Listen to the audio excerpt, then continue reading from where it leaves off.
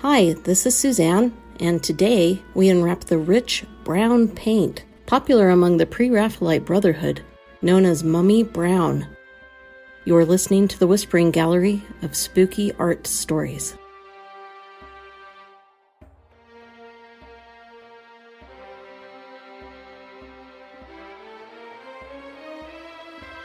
Egypt, 1922. The British protectorate over Egypt was terminated, and Egypt was declared to be an independent, sovereign state. This was called the Unilateral Declaration of Egyptian Independence. A new king led the country as the Whispering Sands shifted across the dunes.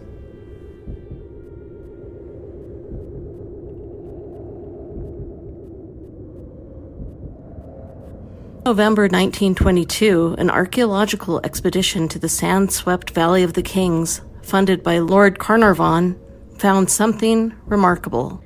Howard Carter, an archaeologist, along with Lord Carnarvon, were the first to see inside the untouched tomb, number KV62, which was located low enough to be hidden by debris.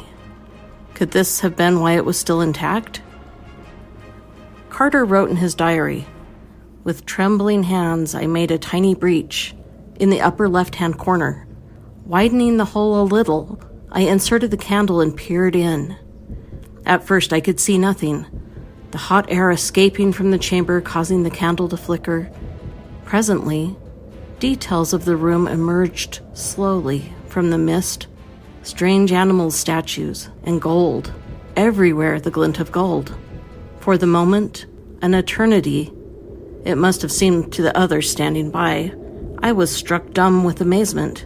And when Lord Carnarvon, unable to stand in suspense any longer, inquired anxiously, 'Can you see anything?' It was all I could do to get out the words, 'Yes, wonderful things.'"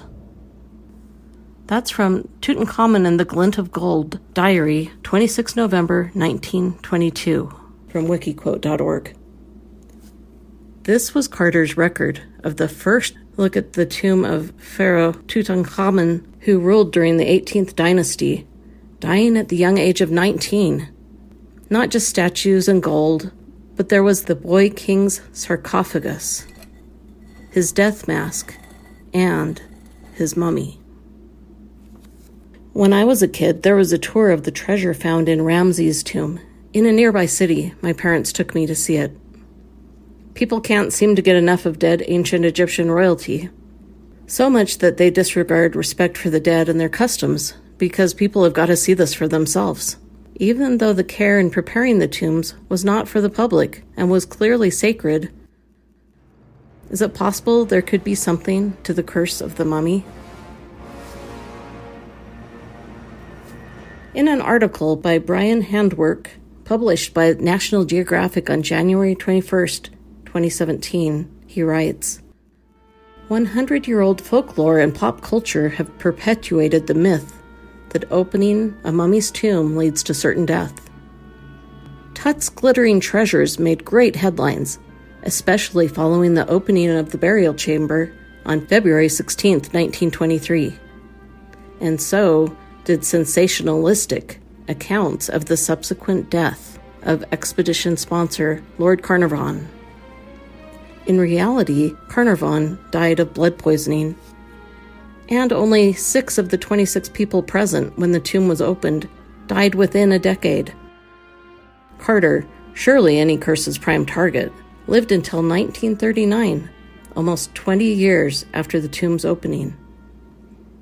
This came from nationalgeographic.com/distribution/public/amp/article/curse-of-the-mummy. Maybe King Tut wasn't interested in cursing anybody if he had already gotten to where he was intending to go 3,000 years ago. Quote, I read once that the ancient Egyptians had 50 words for sand, and the Eskimos had 100 words for snow. Unquote, from Brian Andres on Goodreads. About the sand in Egypt.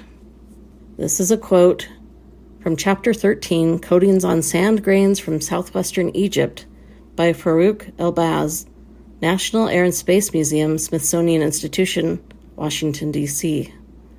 This was a repository from the Smithsonian, which is si.edu. Quote, sands from the western desert of Egypt vary considerably in composition. Microscopic studies of samples from various parts of the desert have revealed that they are composed of at least 40% quartz, various amounts of calcareous grains, including chalk, limestone, dolomite, marl, and calcite, heavy minerals including glauconite, phosphates, hornblende, shale, and gypsum, reference to Elbaz and others 1979b. Although these different minerals cause variations in the overall sand color, it is nonetheless believed that the color of the quartz grains themselves can be an indication of the time of exposure and distance from the sand source. Unquote. Zahi Hawass is the Secretary General of Egypt's Supreme Council of Antiquities.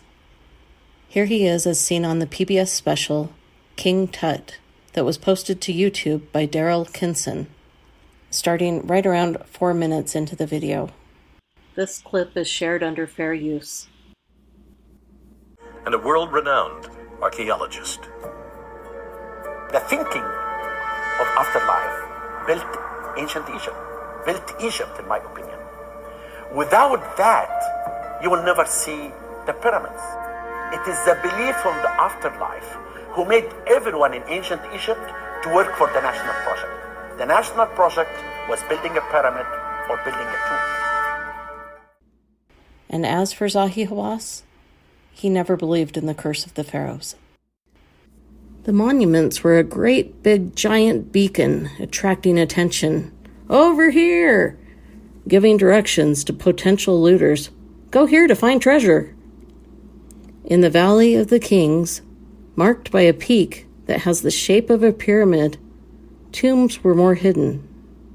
Despite secrecy and spells, some of the tombs were still robbed. All of these details about Egypt, mummies, and curses. Just where am I going with this? As mentioned, have you heard of Mummy Brown? If your skin is beginning to crawl, it's for a good reason. This is the name of a color of paint. Couldn't they have just called it sand brown? Maybe sandstorm tan? Flooded Nile soil? Something else? Nope. Mummy is the word for this rich brown paint. There's no getting around it. The pigment for Mummy Brown, aka Egyptian brown paint, was literally made up of ground-up Egyptian mummies, both humans and cats. Who thought this was a good idea? Who decided ground-up mummies should be considered pharmaceutical, let alone be blended into paint as pigment? Terrible idea. When Edward Burne-Jones, a pre-Raphaelite, found out the source of the pigment, he gave his tube of paint a proper burial in his garden. Good man. The paint, Mummy Brown, made from mummies, was popular in Europe in the 1800s. I have some quotes from the article A Pigment from the Depths by R. Leopoldina Torres, October 31st, 2013, from harvardartmuseums.org. Quote, in 1904, the London firm C. Robertson advertised in the Daily Mail that we require a mummy for making color. Surely a 2,000-year-old mummy of an Egyptian monarch may be used for adorning a noble fresco without giving offense to the ghost of the departed gentleman or his descendants. Woodcock, 1996, unquote.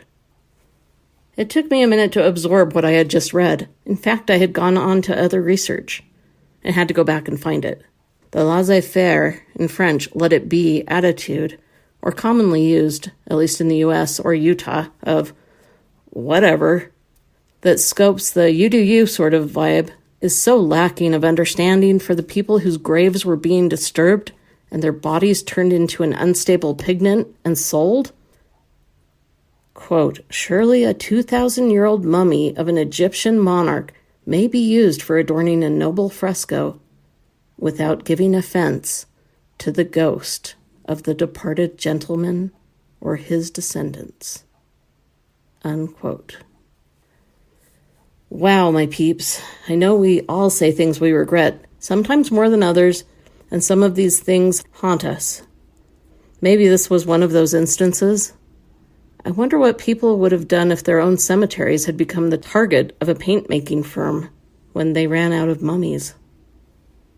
So what is the paint actually made of? This is from the same article, quote, rich pigment varying in hue from burnt to raw umber, made primarily from white pitch, myrrh, and ground up ancient Egyptians and their pets. So beyond horrible. And from Time magazine, about why they stopped making it. No, this is a quote from as recent a time as 1964. Quote, C. Robertson discontinued Mummy Brown in 1964. Managing director Jeffrey Robertson-Park told Time magazine they had run out of mummies. Quote, we might have a few odd limbs lying around somewhere, but not enough to make any more paint. Time, 1964, unquote. I am picking up my poor shocked eyeballs and popping them back into my head. We have dug up the disturbing story of many desecrated mummies of ancient Egyptians and their feline friends, who were meant to be undisturbed. It's not just a ghost story, but the terrifying reality of mummy brown paint. Quote, a few odd limbs. Unquote. The color mummy brown has a seriously haunting story.